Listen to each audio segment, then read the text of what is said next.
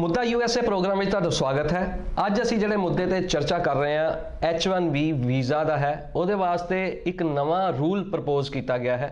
ਕੀ ਹੈ ਇਹ ਨਵਾਂ ਰੂਲ, ਕੀ ਇਹਦੇ ਫਾਇਦੇ ਤੇ ਨੁਕਸਾਨ ਹੋਣਗੇ ਔਰ ਕਿਹਨੂੰ ਇਹਦਾ ਫਾਇਦਾ ਹੋਣ ਵਾਲਾ ਹੈ, ਇਸ ਬਾਰੇ ਗੱਲਬਾਤ ਕਰਨ ਲਈ ਸਾਡੇ ਨਾਲ ਮੌਜੂਦ ਨੇ ਅਭਿਨਵ ਤ੍ਰਿਪਾਠੀ ਜੋ ਕਿ ਇਮੀਗ੍ਰੇਸ਼ਨ ਅਟਰਨੀ ਨੇ ਅਮਰੀਕਾ ਦੇ ਵਿੱਚ। ਉਹਨਾਂ ਨਾਲ ਗੱਲਬਾਤ ਕਰਦੇ ਹਾਂ। ਅਭਿਨਵ ਜੀ, H1B ਵੀਜ਼ਾ ਜਿਹੜਾ ਹੈਗਾ ਇਹ ਹਮੇਸ਼ਾ ਹੀ ਚਰਚਾ 'ਚ ਰਿਹਾ ਜਦੋਂ ਦਾ ਟਰੰਪ ਪ੍ਰਸ਼ਾਸਨ ਨੇ ਆਪਣੀ ਬਾਗਡੋਰ ਸੰਭਾਲੀ ਹੈ। ਔਰ ਹੁਣ ਇੱਕ ਵਾਰ ਫੇਰ ਚਰਚਾ 'ਚ ਆ ਗਿਆ ਹੈ ਜਿਹੜਾ ਨਵਾਂ रूल प्रपोज किया गया। ये नवा रूल की है? अच्छा जी, H1B जैसा कि आपने कहा हमेशा ही काफ़ी चर्चा में रहा है, क्योंकि जो एजुकेशन बेस्ड और एम्प्लॉयमेंट बेस्ड जो वीज़ाज़ हैं बहुत ही कम हैं और H1B उनमें से एक है। तो ये काफ़ी चर्चा में रहता है। जो अभी नया रूल इन्होंने निकाला है उसमें दो उन्होंने बेसिक चेंजेस प्रपोज़ किए हैं। अभी ये कमेंट पीरियड में है। तो पहला बेसिक चेंज है वो है लॉटरी कैसे होगी, पहले लॉटरी कौन सी होगी और बाद में कौन सी होगी। उसके लिए पहले क्या होता था, इसमें बेसिकली दो चीज़ें होती। एक होता है मास्टर्स कोटा, तो जो लोग यहाँ से USA में जो मास्टर्स डिग्री करते हैं उनका कोटा अलग होता है, और जो बैचलर्स डिग्री बाहर से करके आते हैं या उनकी मास्टर्स डिग्री भी बाहर से होती है उनका कोटा अलग होता है। तो 20,000 जो H1B वीज़ाज़ हैं वो मास्टर्स कोटे के अंदर होते हैं। तो अभी इस प्रपोज रूल से पहले तक या अभी भी जो होता है वो ये है कि पहले वो मास्टर्स कोटे की लॉटरी वो पहले करते हैं। तो मान लीजिए जैसे 90,000 मास्टर्स कैप के अंदर लोगों ने अप्लाई किया, तो वो पहले 90,000 में से 20,000 पहले लॉटरी में चुने जाते हैं, फिर उसमें से जो बचते हैं वो जनरल कोटा में जाता है, फिर वो 65,000 वीज़ाज़ के लिए उनकी लॉटरी होती है। मतलब टोटल जो कैप है वो कितना है? 85,000, 65,000। 20 जो है मास्टर्स USA से जिन्होंने मास्टर या हायर एजुकेशन किया है, और 65,000 जो है मतलब जनरल कोटा। हाँ जी, हाँ जी। तो अब इन्होंने जो प्रपोज़ किया है वो उन्होंने किया है कि पहले ये जनरल कोटा में लॉटरी करेंगे। मतलब पहले जितने भी एप्लीकेंट्स आएंगे, मान लीजिए 200,000 एप्लीकेंट्स हैं, तो पहले उनमें से 65,000 चुनेंगे, फिर जो बच जाएंगे। मतलब उल्टा करता। हाँ जी, इसको इनका रिवर्स कर दिया इन्होंने। तो अब पहले वो 65,000 चुनेंगे, फिर उसमें से जितने लोग बच जाएंगे उनमें से जो मास्टर्स कोटा के होंगे वो लॉटरी वो बाद में करेंगे। हालांकि ਜਿਹੜਾ 20,000 ਦਾ ਕੋਟਾ ਤੁਸੀਂ ਕਹਿੰਦੇ ਮਾਸਟਰ USA ਉਹ ਤਾਂ ਆਲਰੇਡੀ ਉਹਨਾਂ ਲਈ ਹੈ ਫਿਕਸ, ਉਹਦੇ ਚ ਸਾਰੀ ਮਾਸਟਰਸ ਅਪलाई ਸਕਦੇ हैं। हाँ जी, हाँ जी। तो इसमें फ़ायदा ये है, जैसे मान लीजिए, जैसे मैं पहले बता रहा था, मान लीजिए 90,000 लोगों ने मास्टर्स कोटा के अंदर अप्लाई किया। अगर उसमें से आप 20,000 पहले निकाल लेते हैं तो 65,000 में सिर्फ 70,000 लोग जाते थे। अब पहले पूरे के पूरे 90,000 पहले 65,000 में जाएंगे, तो जो प्रोबेबिलिटी है मास्टर्स डिग्री वालों के सिलेक्ट होने की वो ज़्यादा होगी। हाँ जी। तो 65,000 के अंदर बेसिकली आप पूरे के पूरे 90,000 जाएंगे, इंस्टेड की पहले 70,000 जाते थे। अच्छा, दूसरा ਤੁਸੀਂ ਇੱਕ ਹੋਰ ਦੱਸਿਆ ਕਿ ਇੱਕ ਰੂਲ ਹੋਰ ਚੇਂਜ ਜਿਹੜਾ ਇਹਦੇ ਪ੍ਰਪੋਜ਼ ਕੀਤਾ ਗਿਆ ਕਿ ਰਜਿਸਟ੍ਰੇਸ਼ਨ प्रोसेस कुछ इदां दा ऑनलाइन ਕਰਨ ਦੀ ਕੋਸ਼ਿਸ਼ਾਂ ਕੀਤੀਆਂ ਜਾ ਰਹੀਆਂ। हाँ जी, हाँ जी। तो अभी पहले मैं वही अभी बता दूं कि अभी कैसे होता है। तो अभी बेसिकली 1 से लेकर 5 तारीख तक, या फिर बेसिकली फर्स्ट वीक जो अप्रैल का होता है उसके बीच में जितने भी एम्प्लॉयर्स चाहते हैं अपने एम्प्लॉयज़ के लिए वीज़ा अप्लाई करना, वो 1 से 5 के बीच में या पहले हफ्ते के बीच में पूरी की पूरी एप्लीकेशन फ़ाइल करते हैं। मगर अब ट्रंप एडमिनिस्ट्रेशन क्या करना चाह रहे हैं, वो चाहते हैं कि आप पहले रजिस्टर करें।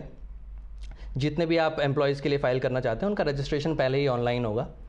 फिर उस ऑनलाइन रजिस्ट्रेशन से जितने होंगे उनकी लॉटरी पहले ही हो जाएगी, और उस लॉटरी में जो सिलेक्ट होंगे वो फॉर्म्स भर के एप्लीकेशन फाइल करेंगे।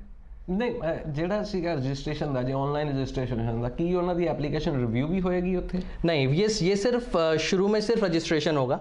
वो आपको बताएंगे कि ये इस पीरियड से इस पीरियड तक आप बताइए आप किसके लिए फ़ाइल करना चाहते हैं। वो रजिस्ट्रेशन के बाद वो लॉटरी कर लेंगे। उसमें आपसे पूछेंगे एजुकेशन क्या है, तो आप मास्टर्स कैप के अंदर हैं कि आप जनरल कैप के अंदर हैं, और लॉटरी पहले ही हो जाएगी। और उस लॉटरी में जिन जिन के नाम आएंगे एप्लीकेशंस बस वही फाइल करेंगे। मतलब फुली फिल्ड एप्लीकेशन विथ फ़ी, सिर्फ वही फाइल करेंगे। रजिस्ट्रेशन के लिए कोई फ़ी नहीं है। मौजूदा टाइम किस तरह है? अभी ऐसा है कि जैसे मान लीजिए आपकी कंपनी है और आपको 5 लोगों के लिए अप्लाई करना है, तो जितने भी फॉर्म्स होते हैं, जैसे I-129 फॉर्म होता है और उसके साथ फ़ीस वगैरह भी इन्वॉल्व होती है, वो आप सारे फॉर्म्स वगैरह भर के फ़ीस के साथ भेज देते हैं। और अगर 5 लोगों का सिलेक्ट नहीं हुआ, मान लीजिए उसमें से 2 लोगों का सिलेक्ट होता है, 3 का नहीं होता, तो वो फाइल बिना देखे वापस आ जाती है और फीस भी वापस आ जाती है। ओके। और सिर्फ 2 ही लोगों के फॉर्म्स देखे जाते हैं। अभी इस केस में आप कोई फॉर्म्स फाइल नहीं करेंगे, आप ऑनलाइन रजिस्ट्रेशन करेंगे, बस बताएंगे उनकी एजुकेशन क्या है, उनका नाम क्या है और जो भी इन्फॉर्मेशन वो मांगते हैं। ਹਲਕਾ ਰਿਵਿਊ ਤਾਂ ਉਹਨੂੰ ਕਰਨਗੇ ਹੀ ਵੀ ਇਹਦੀ ਕੁਆਲੀਫਿਕੇਸ਼ਨ ਜਿਹੜੀ ਉਹਨੇ ਆਨਲਾਈਨ ਭਰੀ ਹੈ ਵੀ ਉਹ ਜੈਨੂਇਨ, ਮਤਲਬ ਜੈਨੂਇਨ ਤਾਂ ਬਾਅਦ ਚ ਪਤਾ ਲੱਗੇਗਾ ਡਾਕੂਮੈਂਟੇਸ਼ਨ ਦੇ ਨਾਲ, ਲੇਕਿਨ ਇੰਨਾ ਤਾਂ ਹੋਏਗਾ ਵੀ ਇਹ ਕੁਆਲੀਫਾਈ ਕਰਦਾ कि नहीं करता। इतना उन्होंने रेगुलेशंस में ऐसा कुछ लिखा नहीं है कि वो शुरू में कुछ भी करेंगे। शुरू में बस वो यही ऐसे ही डिफ्रेंशिएट करने का उनका प्लान है कि वो मास्टर्स कैप के अंदर है कि नॉर्मल कैप के अंदर है, और अगर जैसे ज़्यादा लोग हो जाते हैं तो उनको वो स्टैंड बाय में भी रखेंगे।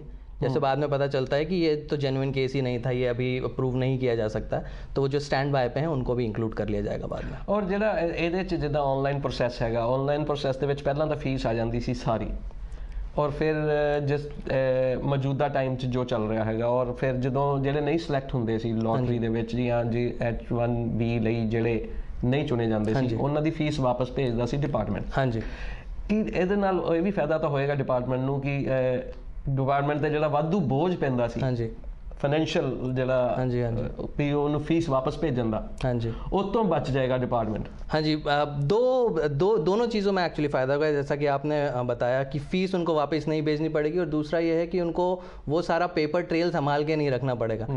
मतलब अब उनको सिर्फ वही 85,000 लोगों को देखना है जो उन्होंने पहले ही लॉटरी में सिलेक्ट कर लिए। अभी उनको देखनी, वो सारी एप्लीकेशन संभाल के रखनी पड़ती थी जो कि 200,000 की क्लोज होती थी, वो सारी संभाल के रखना, उनकी मेलिंग एक्सेप्ट करना, एक ही वीक के अंदर उनको सब नंबरिंग करना, फिर उसको लॉटरी में डालना और फिर लॉटरी करना, फिर सारे वापस भेजना। पूरी फाइलिंग मोटी मोटी जो कम से कम 100-150 पेज की फाइलिंग एक होती है, तो वो पूरी की पूरी वापस भेजना मेल के थ्रू। एक तो वो खर्चा भी बचेगा मेलिंग वापस करने का, क्योंकि रजिस्ट्रेशन तो ऑनलाइन है, सिलेक्शन ऑनलाइन हो जाएगा, तो उनको कुछ भी वापस नहीं भेजना पड़ेगा और फीस भी वापस नहीं भेजनी पड़ेगी। और दूसरा एक गल होर जिहड़ी इह च आ रही है कि जिहड़ा ये कदों तक लागू हो सकता है, कि इस वेले प्रपोज रूल किहड़ी स्टेज पे है?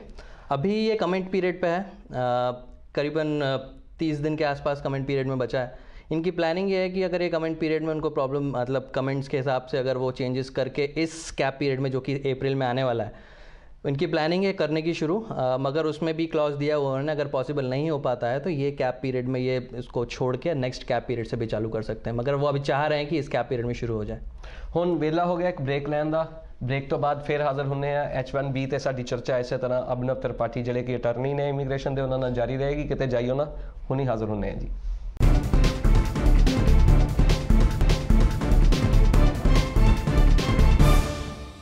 ਬ੍ਰੇਕ ਤੋਂ ਬਾਅਦ ਤੁਹਾਡਾ ਸਵਾਗਤ ਹੈ। ਚਰਚਾ ਚੱਲ ਰਹੀ ਸੀ H1B ਵੀਜ਼ਾ ਦੇ ਨਵੇਂ ਪ੍ਰਪੋਜ਼ ਰੂਲ ਤੇ, ਔਰ ਹੁਣ ਗੱਲ ਕਰਦੇ ਹਾਂ ਕਿ ਅਭਿਨਵ ਜੀ ਇੱਕ H1B ਦਾ ਇਸ਼ੂ ਹਮੇਸ਼ਾ ਹੀ ਰਿਹਾ ਵਾ, ਪਿੱਛੇ ਜੇ ਵੀ ਰੂਲਸ ਦੇ ਵਿੱਚ ਕਾਫੀ ਬਦਲਾਅ ਕਰਨ ਦੀਆਂ ਕੋਸ਼ਿਸ਼ਾਂ ਕੀਤੀਆਂ ਜਾ ਰਹੀਆਂ ਸੀਗੀਆਂ ਕਿ ਹੁਣ ਤਾਂ ਕਈ ਵਾਰ ਤਾਂ ਇਹੋ ਜਿਹੇ ਚਾਂਸ ਵੀ ਦੇਖਣ ਨੂੰ ਮਿਲੇ ਆ ਕਿ ਕਿਸੇ ਨੇ ਲੋਟਰੀ 'ਚ ਉਹਦਾ ਨਾਮ ਆ ਗਿਆ, ਲੇਕਿਨ ਉਹਨੂੰ ਵੀਜ਼ਾ ਹੀ ਉਹਨੇ ਦਿਨ ਦਾ ਮਿਲਿਆ ਕਿ ਜਦੋਂ ਉਹਦੇ ਕੋਲ ਵੀਜ਼ਾ ਉਹਦੇ ਕੋਲ ਪਹੁੰਚਦਾ ਵਾ, ਉਦੋਂ ਤੱਕ ਵੀਜ਼ੇ ਦੀ ਉਹ ਮਿਆਦ ਖਤਮ ਹੋ ਜਾਂਦੀ ਆ।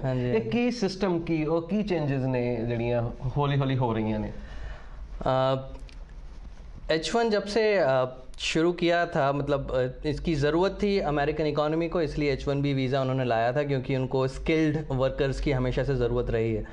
मगर जैसे जैसे ये बढ़ता गया, इसका मिसयूज़ भी काफ़ी शुरू हुआ। तो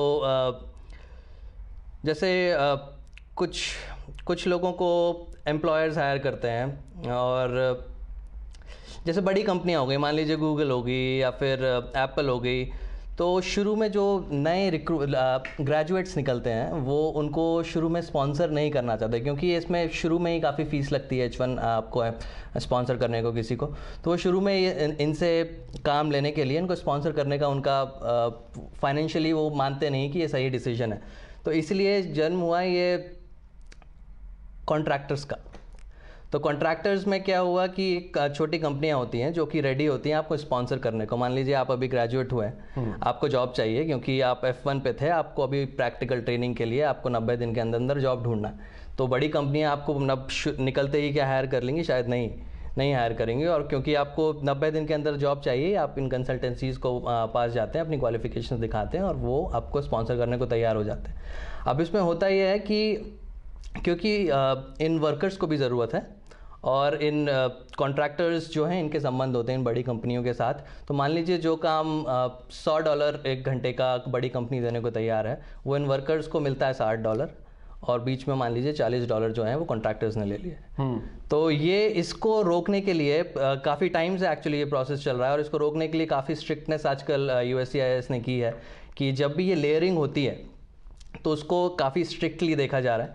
उसमें देखा जा रहा है कि एम्प्लॉयर एम्प्लॉय रिलेशनशिप है कि नहीं है, मतलब इनको कंट्रोल कौन कर रहा है। बेसिक जो मेन रीज़न होता है इसका वो ये होता है कि कंट्रोल कौन कर रहा है इनका एम्प्लॉयमेंट। मान लीजिए आपको एक कॉन्ट्रैक्टिंग कंपनी ने हायर किया है और आप काम कर रहे हैं किसी थर्ड कंपनी पे, तो क्या जो एम्प्लॉयर आपको हायर कर रहा है उसका कोई कंट्रोल है आप पे कि वो आपकी सैलरी वो डिसाइड करता है, वो पे करता है, आपका सुपरवाइज वो करता है कि नहीं करता है।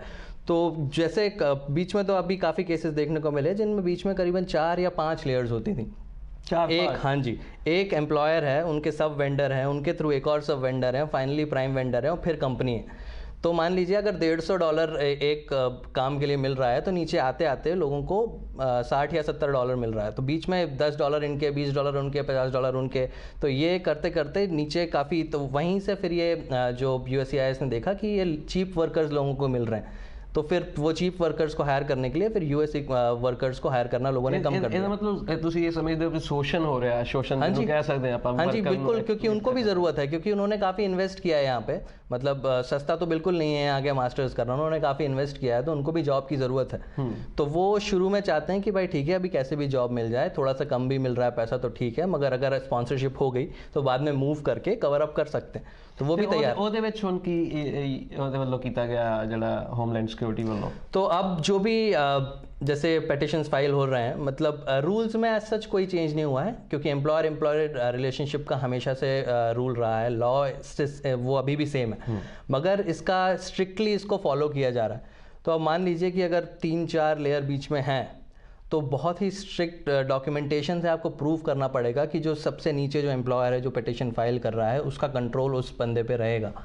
मगर अगर बीच में इतनी लेयर्स हैं और वो आप काम कर रहे हैं, आपका एम्प्लॉयर है सेंट लुइस में, आप काम कर रहे हैं कैलिफोर्निया में, सिलिकॉन वैली में, और बीच में अगर 3-4 लेयर्स हैं तो आप कंट्रोल कैसे दिखाएंगे?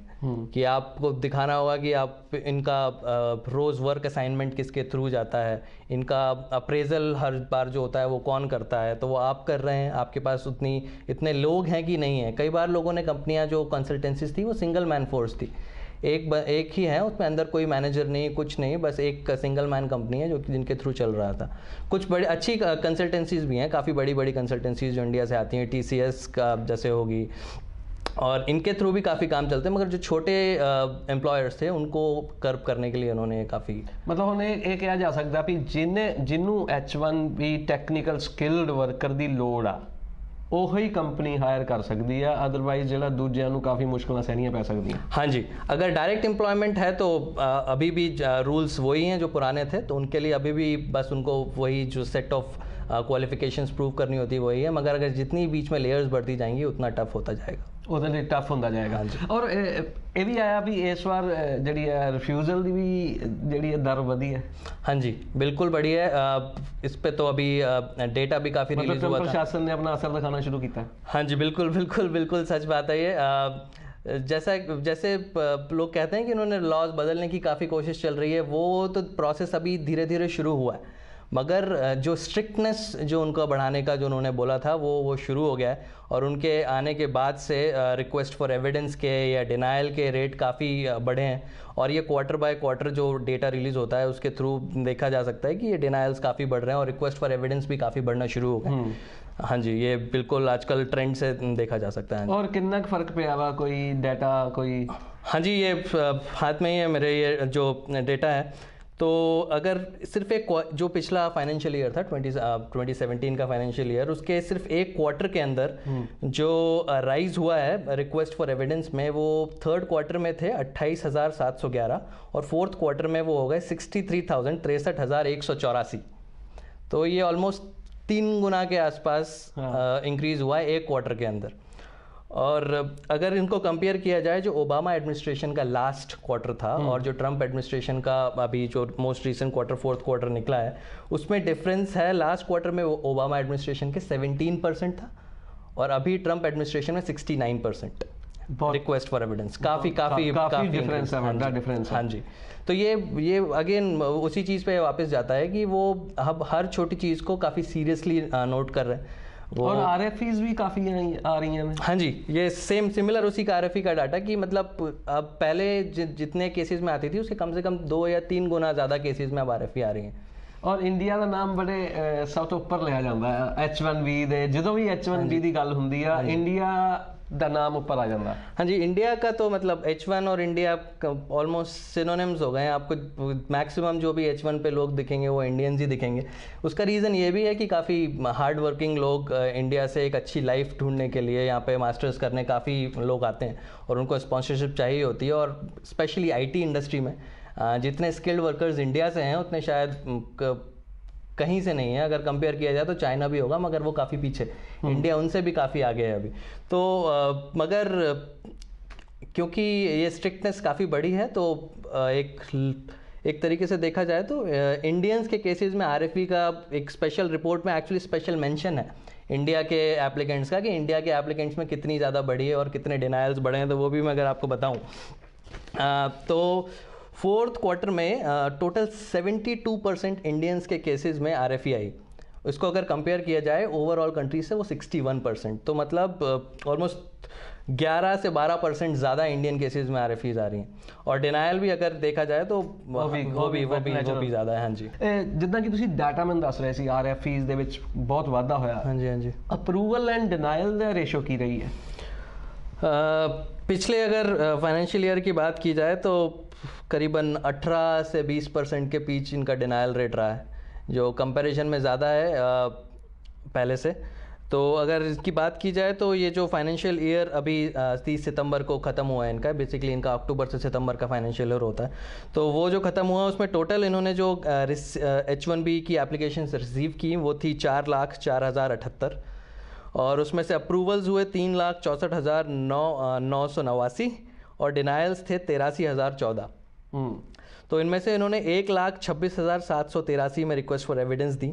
सो which comes down to denial rate जो इनका था 18.5% और 28.5% इनका रिक्वेस्ट फॉर एविडेंस का रेट ਆਰਐਫਈ ਦਾ। हाँ जी। ਤੇ ਜਿਹੜੇ ਇਹਦੇ ਵਿੱਚ ਜਿਹੜਾ ਆਪਾਂ ਕਾਊंट ਕਰਦੇ ਆ ਇਹ ਪਿਛਲੇ ਵੀ ਕੋਈ ਜਿਹੜਾ बैकलॉग ਹੁੰਦਾ ਉਹਨੂੰ ਵੀ ऐड कर। हाँ जी, हाँ जी। तो ये अप्रूवल्स जो इसके होते हैं बेसिकली ये बता रहे हैं कि पिछले साल के पीछे कितने अप्रूव हुए। ज़रूरी नहीं है ये वही केसेस हों जो अभी अप्लाई हुए थे, जो पहले से, क्योंकि इनको करीबन अगर आप नॉर्मल प्रोसेसिंग में फाइल करते हैं तो कई बार ये 8 से 9 महीने भी लगा देते हैं। तो ये वो अप्रूवल्स भी इसमें इंक्लूडेड ਉਹ ਵੀ ਇਨਕਲੂਡਡ ਹੁੰਦੇ। हाँ जी। ਅੱਛਾ, ਹੁਣ ਆਪਾਂ ਫੇਰ ਉਸੇ ਤੇ ਆਉਂਦੇ ਆ ਜਿਹੜਾ ਨਵਾਂ ਪ੍ਰਪੋਜ਼ ਰੂਲ ਆ ਜਾਂ ਜਿਹੜੇ ਪਹਿਲਾਂ ਦੇ ਪ੍ਰਪੋਜ਼ ਰੂਲ ਹੈਗੇ ਆ ਉਹਨਾਂ ਬਾਰੇ ਕਿਹਨੂੰ ਫਾਇਦਾ ਹੁੰਦਾ ਦਿਖਦਾ ਇਹਦੇ ਵਿੱਚ? सबसे बड़ा नुकसान होता दिखता, दो चीज़ें ने। सबसे बड़ा फ़ायदा तो मुझे उन्हीं का दिखता है जिन्होंने रूल बनाया है, गवर्नमेंट का। क्योंकि जैसे मैंने पहले भी हमारे पहले सेगमेंट में भी मैंने बात की थी कि जब पहले जो एप्लीकेशंस आती थी ये पूरी की पूरी एप्लीकेशंस 200,000 के क्लोज या उससे ज़्यादा भी पिछले कुछ सालों में आई हैं। तो उनका पूरा पेपर ट्रेल साथ में रखना, फिर उनको पूरा प्रोसेस करना मैनुअली, उस पर नंबर्स या फिर पूरे कंप्यूटराइज सिस्टम में उनको डालना, फिर उनकी लॉटरी करना और फिर जो लॉटरी में नहीं हुआ उनको वापस भेजना और उनकी फ़ीस भी वापस भेजना, ये सारा काम पहले होता था। अब यही सारी चीज़ें कम हो जाएंगी क्योंकि इनके रजिस्ट्रेशन होंगे वो होंगे ऑनलाइन। तो एप्लीकेशन सिर्फ आएंगी 85,000। तो ये कम हो गई, मतलब 1 लाख से ज़्यादा एप्लीकेशंस कम हो गई इनके पास स्टोर करने को या वापस भेजने को या फिर उनका उस पर पोस्टेज लगा के या फीस वापस करने को। तो उनको क्या क्या फ़ायदे हुए? पहला तो उनको टाइम, जो कि टाइम इज़ मनी, मतलब उससे टाइम का तो कोई मतलब हो ही नहीं सकता, तो टाइम काफ़ी बचेगा। दूसरा उनका अगर आप कॉस्ट देखा जाए, जो उनको वापस भेजने में जो कॉस्ट लगती थी, चेक्स वापस भेजने में और पूरी फाइल वापस भेजने में, सुनने में शायद कम लगता होगा कि पोस्टेज का पैसा कितना ही होता है, मगर आप सोचिए अगर उनको इतनी एप्लीकेशंस, 1 लाख से ऊपर एप्लीकेशंस उनको वापस भेजनी है तो उनको कितना कॉस्ट गवर्नमेंट हर साल बचाएगी। और ये 1 साल का नहीं है, अगर चलेगा तो ये सालों साल चलेगा। तो अगर इनको अगले 5 साल में, अगले 10 साल में देखा जाए तो कितनी कॉस्ट सेविंग गवर्नमेंट इससे कर लेगी। सिमिलरली अगर देखा जाए एम्प्लॉयज़ को क्या फ़ायदा होगा, तो एम्प्लॉयज़ को, जैसे मैंने वही चेन सिस्टम में आपको बताया था कि अगर एक बड़ी कंपनी है वो एक काम के लिए मान लीजिए $150 देने को तैयार है, तो वो कंसल्टेंसीज़ के थ्रू अगर वो चेन्स होती थी बीच में, अगर उसमें लेयर्स होती थी तो उनको कम पैसा मिलता था। मगर क्योंकि इन कंपनीज़ को ज़रूरत तो अभी भी है, स्किल्ड वर्कर्स की ज़रूरत अमेरिका में अभी भी और ये हमेशा रहेगी। तो जो कंपनीज अब पहले कंसल्टेंसीज के थ्रू हायर करने का सोचती थी, वो शायद अब डायरेक्ट हायर करेंगी, या फिर बीच में एक लेयर होगी, या मैक्सिमम 2 लेयर भी होंगी, वो भी मुश्किल लगता है मुझे, मगर 1 लेयर होगी या 2 लेयर होंगी। तो जो एम्प्लॉयज़ को फेयर वेज उनके काम की मिलनी चाहिए, वो इससे मिलने के चांसेस काफ़ी बढ़ जाएंगे, क्योंकि बीच में लेयर्स काफ़ी कम हो जाएंगी। और दूसरा जिदा कि हुण जिदा और रिवर्स सिस्टम करता भी जनरल कोटा और मास्टर्स ਜਿਹੜਾ US ਮਾਸਟਰਸ ਜਾਂ ਹਾਇਰ ਐਜੂਕੇਸ਼ਨ ਦਾ ਕੋਟਾ, ਉਹਦੇ ਨਾਲ ਲੱਗਦਾ नहीं कि ਜਿਹੜੇ ਮਾਸਟਰਸ डिग्री वालिਆਂ ਨੂੰ ज़्यादा चांस मिलेगा? हाँ जी, उनका इंटेंशन ही है जैसे ज़्यादा स्किल्ड वर्कर्स, हाँ जी, वो उनको हाईली स्किल्ड वर्कर्स ही चाहिए। तो वो चाहते हैं कि जो यहाँ पे जिन्होंने हायर एजुकेशन किया हुआ है यूएस में, यूएस के फेमस कॉलेजेस से जो ग्रेजुएट्स हैं, उनको ज़्यादा ये वीज़ा मिले, इसलिए उनका मेन इंटेंशन ही है। तो जैसे मैंने एक्सप्लेन किया कि अब मान लीजिए 90,000 मास्टर्स कोटा के अंदर लोगों ने एप्लीकेशंस डाली, अब वो पूरी 90 के 90,000 पहले 65,000 की लॉटरी में जाएंगे। तो जो प्रोबेबिलिटी है 65,000 में किसी मास्टर्स वाले एप्लीकेंट के सिलेक्शन होने की, वो बढ़ जाएगी, और उसमें से जितने बचेंगे वो फिर 20,000 वाली लॉटरी में जाके फिर उनकी वहाँ से उनको 20,000। और दूसरा ਇਹਦੇ ਚ ਇੱਕ ਵੀ ਆਇਆ, ਤੁਸੀਂ ਕਿਹਾ ਵੀ 85,000 ਐਪਲੀਕੇਸ਼ਨਸ ਟੋਟਲ ਚਾਹੀਦੀਆਂ ਨਾ, 85,000 ਹੀ ਆਣਗੀਆਂ ਹੈ ਨਾ। ਹੁਣ ਉਹ 85,000 ਚੋਂ ਵੀ ਤਾਂ ਰਿਫਿਊਜ਼ਲ ਹੋ ਸਕਦੀਆਂ ਨੇ। ਹਾਂਜੀ, तो वो तो फिर और दोबारा तो कॉल करेंगे। जैसे मैंने भी फर्स्ट टाइम भी हम इसकी बात कर रहे थे, तो ये स्टैंड बाय में एप्लीकेशंस रखेंगे। तो जैसे लॉटरी हुई, उसके बाद कुछ सिलेक्शन करके एक्स्ट्रा स्टैंड बाय में रखेंगे। एक बार सिलेक्शन करके अगर उनको लगता है उनको और एप्लीकेशंस लेने की ज़रूरत है, तो वो स्टैंड बाय एप्लीकेशंस वालों को कम्युनिकेशंस USCIS भेजेगी। फिर उन्होंने फिर कम्युनिकेशन भेजेगी, फिर उनको एप्लीकेशन फाइल मतलब होना टोटल 85,000। हाँ जी, वो और इस कोटे ਨੂੰ ਵਧਾਏ ਜਾਣ ਦੀ ਵੀ ਗੱਲਾਂ कई बार ਚੱਲੀਆਂ ਨੇ। हाँ, वो मुझे लगता नहीं कभी हो पाए, क्योंकि ये बहुत सालों तो चल रहा है, वो कब से चल रहा है, वो चलता ही रहता है, क्योंकि कंपनियां ने डिमांड की थी, बड़ी कंपनियां ने भी किया, ਜਿਹੜੀ लॉबीज ने उन्होंने भी डिमांड की थी। बिल्कुल, ये कांग्रेस के थ्रू जाना होगा, और कांग्रेस के थ्रू आप मतलब सोच ही सकते हैं, कुछ भी कांग्रेस के थ्रू अगर अप्रूव कराना है तो वो हमेशा से ही मुश्किल रहा है, क्योंकि ये पार्टीजन पॉलिटिक्स में हमेशा ही मुश्किल है। मुझे लगता नहीं ये कभी हो पाएगा, मगर हाँ, बातें अभी भी चल रही हैं और हमेशा से चलती आ रही हैं। बढ़ेगा तो बिल्कुल अच्छी बात है, और हाईली स्किल्ड वर्कर्स को मौका मिलेगा यहाँ पर रहने का। जो इतने फॉरेन स्टूडेंट्स यहाँ पे आ रहे हैं, जो चाहते हैं कि उनको यहाँ पे जॉब्स मिलें, हाई पेइंग जॉब्स, जिससे वो जो उन्होंने लोन्स वगैरह भी लिए वो पे ऑफ कर पाएँ, बिल्कुल वो उनके लिए अच्छा होगा। मगर अभी मुझे कोई इस पर मूवमेंट होता हुआ नहीं दिख रहा, कोई पॉजिटिव मूवमेंट जिसके थ्रू मैं बोल पाऊँ कि आई एम एक्सपेक्टिंग कि ये इस साल के एंड तक या अगले साल तक हो जाए, ऐसा अभी मुश्किल ऐसा होना। शुक्रिया जी अभिनव जी। दर्शकों को काफ़ी जानकारी मिली है, साडे PTC ਦੇ ਨੂੰ पता लगा कि नवे प्रपोज ਜਿਹੜੇ रूल ने की ने किस तरह ਉਹਦਾ असर हो सकता है। ਇਸੇ ਤਰ੍ਹਾਂ ਅਸੀਂ ਅਲੱਗ-ਅਲੱਗ ਵਿਸ਼ਿਆਂ ਤੇ ਤੁਹਾਡੇ ਸਾਹਮਣੇ ਹਾਜ਼ਰ ਹੁੰਦੇ ਰਵਾਂਗੇ। ਤੁਹਾਨੂੰ ਸਾਡਾ ਇਹ ਪ੍ਰੋਗਰਾਮ ਕਿਸ ਤਰ੍ਹਾਂ ਦਾ ਲੱਗਿਆ, ਤੁਸੀਂ ਆਪਣੇ ਸੁਝਾਅ ਸਾਨੂੰ ਜ਼ਰੂਰ ਲਿਖ ਭੇਜਣਾ। ਸਾਡਾ ਪਤਾ ਹੈ feedback@ptcnetwork.tv। ਅਗਲੇ ਪ੍ਰੋਗਰਾਮ ਦੇ ਵਿੱਚ ਇੱਕ ਨਵੇਂ ਮੁੱਦੇ ਨਾਲ ਤੁਹਾਡੇ ਸਾਹਮਣੇ ਫੇਰ ਹਾਜ਼ਰ ਹੋਵਾਂਗੇ। ਤਦ ਤੱਕ ਸਾਨੂੰ ਦਿਓ ਇਜਾਜ਼ਤ। ਸਤਿ ਸ਼੍ਰੀ ਅਕਾਲ।